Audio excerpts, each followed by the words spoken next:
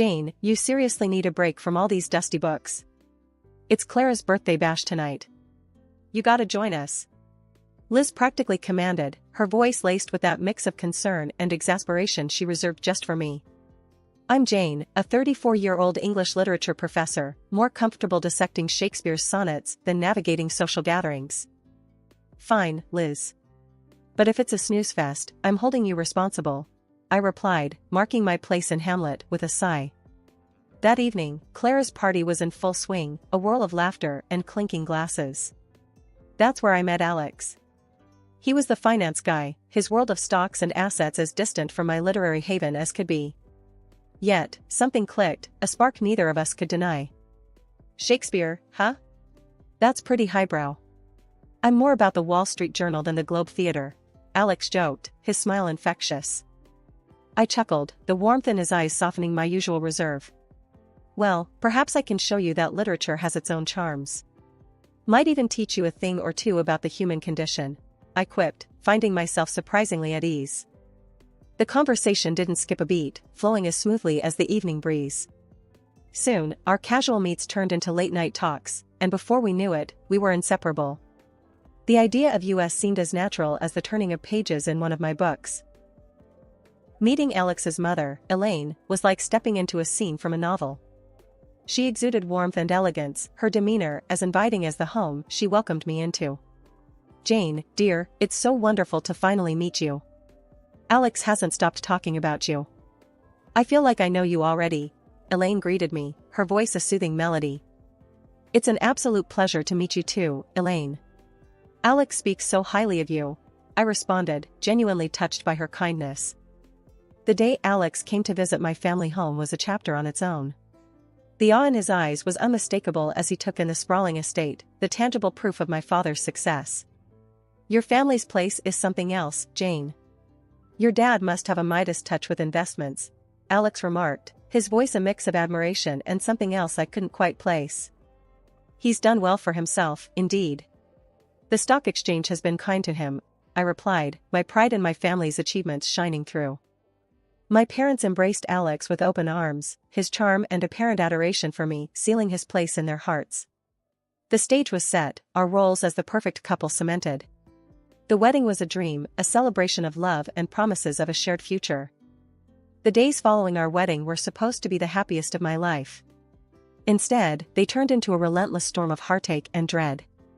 Dad, the strongest man I knew, was suddenly confined to a hospital bed, his strength waning under the cruel grip of cancer. The hospital's sterile, white walls became our grim reality, the beeping of machines a constant, unwelcome soundtrack. One bleak evening, as the sun dipped below the horizon, casting long shadows across the hospital room, Dad called me over with a feeble gesture.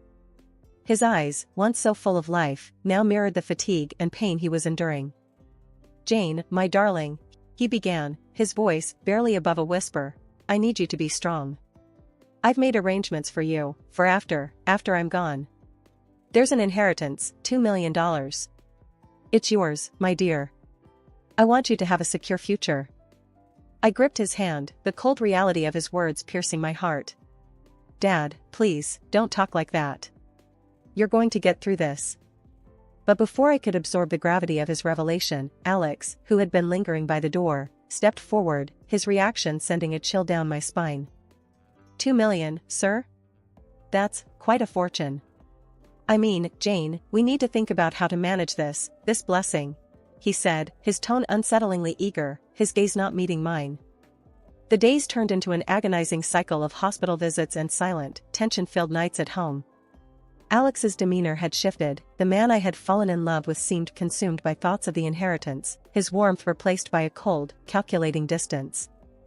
One night, as we sat in the dim glow of our living room, the silence between us thick and suffocating, Alex broke the stillness, his words like a cold gust in an already frigid room.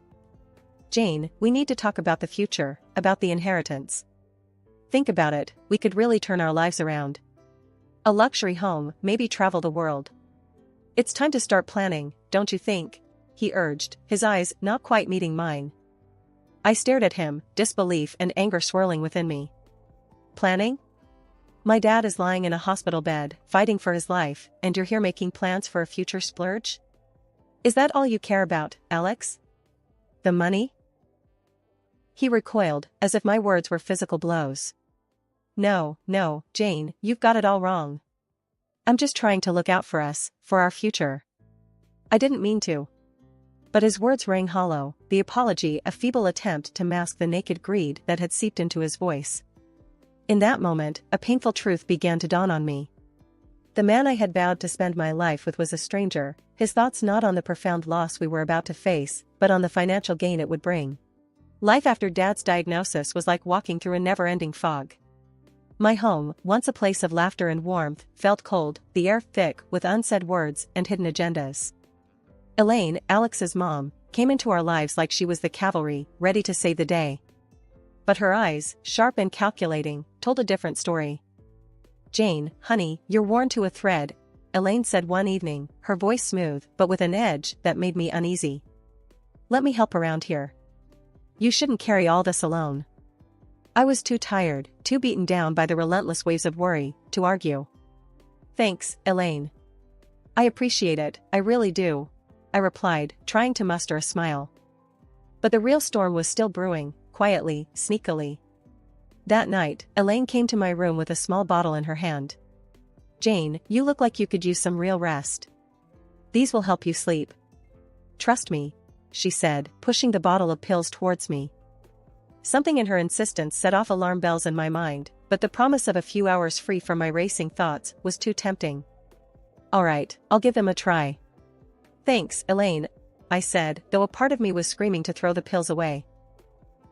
No sooner had she left than whispers from the living room reached my ears, a low murmur of conspiracy that pulled me out of my bed and towards the door. I cracked it open, the sliver of light from the living room casting long shadows on the floor. Alex's voice, usually so warm and loving, was cold, almost cruel. She's out like a light, Mom. Those pills knock her right out. We can talk business now, he said, a hint of glee in his tone that turned my blood to ice. Elaine's reply was a quiet, venomous chuckle. Perfect. Now, about that inheritance. Half of it is legally yours, you know. We're talking about a serious cash injection. I couldn't believe what I was hearing. These were the people who were supposed to be my family, my support. Instead, they were plotting like villains in one of the tragedies I taught in class. Alex's next words were a punch to the gut.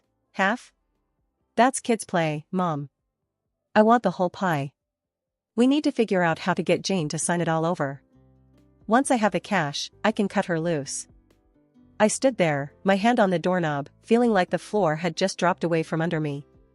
This wasn't just a betrayal, it was a full-blown conspiracy, a plan to rob me of my inheritance, my dignity, my life as I knew it. The morning sun did little to brighten the heavy atmosphere in the house after I uncovered Alex and Elaine's despicable scheme. Sitting at the kitchen table, the untouched coffee in front of me turned cold, a stark reminder of the chilling conversation I had overheard. The betrayal felt like a gaping wound, and I was at a loss, unsure how to navigate this treacherous storm. Mom entered the kitchen, her steps firm, her presence always a beacon of strength in our home. She noticed my distress immediately, her perceptive eyes missing nothing. Jane, what's wrong? You're as pale as a ghost. Talk to me, she urged, her voice a blend of concern and command. I hesitated, the weight of betrayal heavy on my tongue. But seeing the unwavering support in her eyes, I found the courage to confess. Mom, it's Alex and Elaine. I overheard them last night. They're plotting, scheming to take Dad's inheritance, and then, they plan to leave me with nothing. The kitchen fell silent, the air thick with tension. Mom's face remained stoic, but her eyes were sharp, a storm brewing in their depths. Is that so? She said calmly, her voice betraying no hint of the rage I knew she must be feeling. Well, they've picked the wrong family to mess with. We're not pawns in their little game, Jane. We're the ones who'll be calling checkmate. Her words were like a lifeline, pulling me back from the edge of despair. But how, Mom? They've got everything planned out. It's like they've been setting this trap for a long time, I replied, the enormity of the situation threatening to overwhelm me. Mom's smile was thin but determined. Planning is one thing, executing is another. They think they're clever, but they're not the only ones who can play this game. We need to be strategic, think 2 steps ahead.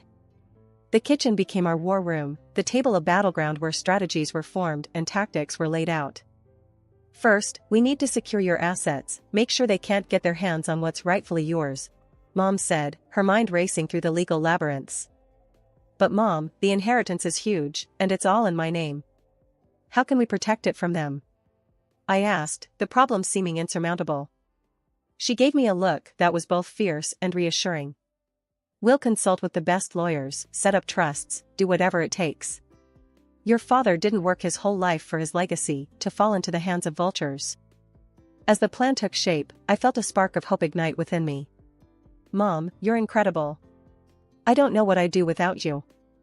Her hand reached across the table, gripping mine with a strength that bolstered my resolve. You're your father's daughter, Jane, strong and smart. You'll never have to face anything alone. Now, let's put our plan into action and show those snakes they've bitten off more than they can chew. The day of the will reading was like the calm before the storm. The notary's office was stark and formal, a stark contrast to the turmoil churning in my heart. Alex and Elaine were there, their faces poorly masked with faux solemnity, but their eyes, hungry and calculating, betrayed their true intentions.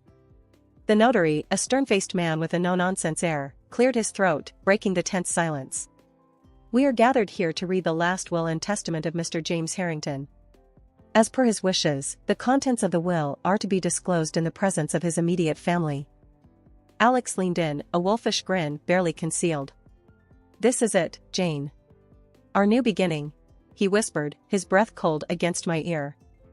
I stiffened, repulsed by his proximity and the implication of his words. Before I could respond, the notary began to speak, his voice formal and detached. Mr. Harrington bequeathed the sum of $2 million to his daughter, Jane Harper. A gasp escaped Elaine, her facade crumbling for a moment to reveal the greed that lay beneath. Alex's hand twitched, a visceral reaction to the mention of the money. He was about to congratulate me, no doubt seeing dollar signs, when the notary continued. However, it is also stated here that Mr. Harrington incurred debts amounting to $2.5 million. The room went cold. Alex's face drained of color, his earlier excitement replaced by shock and disbelief. Elaine's mouth opened and closed, a fish out of water, her plans unraveling before her eyes. This can't be right, Alex stammered, his composure shattered. There must be some mistake. The notary, unfazed, pushed forward a stack of documents. I assure you, everything is documented and legal. Mr. Harrington's assets and liabilities are now passed on to his next of kin. Elaine's eyes darted between the papers and my stoic face. But that means, half of the debt is Alex's responsibility too? Yes, ma'am. According to the law, marital assets and liabilities are shared, the notary confirmed, his voice devoid of sympathy. The revelation hit Alex and Elaine like a physical blow. Their dream of wealth had turned into a nightmare of debt. Elaine's earlier warmth vanished, her true nature, venomous and self-serving, coming to the forefront. We're not paying for this. It's her father's mess, Elaine hissed, her earlier facade of the doting mother-in-law gone. Alex, desperation creeping into his voice, turned to me. Jane, we need to sort this out. You can't let this happen. I looked at him, the man I once loved, now a stranger driven by greed and deceit. Sort this out? Alex, you made your intentions clear. You're not in this for me or for us. You're in this for the money. The room was thick with tension, the notary a silent observer to the drama unfolding before him. In that moment, the storm broke, the veil lifted, revealing the true colors of the people I had once called family. But as I stood there, facing the betrayal and the mountain of debt before me, I knew I wasn't alone. Mom's hand found mine, her grip firm and reassuring. We'll handle this, Jane. Together, she whispered, her voice a bastion of strength. Alex and Elaine, initially struck dumb by the revelation, quickly erupted into a whirlwind of fury and disbelief. This is insane. Alex bellowed, his face contorting with anger. Are you seriously telling me this pile of papers is for real? Show them again, this can't be happening. The notary, a pillar of calm amidst the storm, methodically laid out the documents once more. Each line, each number, was a testament to a reality they couldn't escape. Elaine, her composure shattered, turned her venom towards me. You knew, didn't you? You and your mother planned this. You're trying to drown us in your family's mess. That's when Mom stood up. Her presence filled the room, a quiet force amidst the chaos. Enough, she said, her voice cutting through the noise like a blade. My husband had his faults, his vices. The gambling, the debts, they were his burden. And now, according to the law, they are shared by Jane and Alex. Elaine's face was a mask of rage, her earlier facade of kindness nowhere to be seen. We're not paying for someone else's mistakes. We won't let this happen. Cornered and desperate, Alex played his final, desperate card. If that's how it's going to be, then fine. I want a divorce. And in that agreement, we'll make it crystal clear, neither of us gets anything from the other. No claims, no money, no property. Nothing. His words, meant to intimidate, only fueled my newfound resolve. A divorce? That's the best idea you've had in a long time, Alex. Let's make it official. You walk away empty-handed.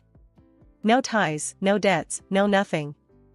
The agreement was drafted with clinical precision, a clear, unambiguous document that severed the ties that once bound us. We signed it, each stroke of the pen marking the end of a chapter, the end of a farce disguised as a marriage. After signing the divorce papers, the heavy door of the notary's office closed behind us with a thud that felt final.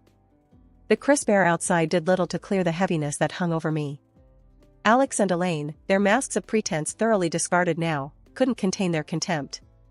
Well, Jane, looks like you're stuck with the short end of the stick. $500,000 in debt. That's quite a hole you're in, Alex sneered, his voice dripping with disdain. Elaine's laugh was cold, void of any warmth she once feigned. You really thought you could outsmart us?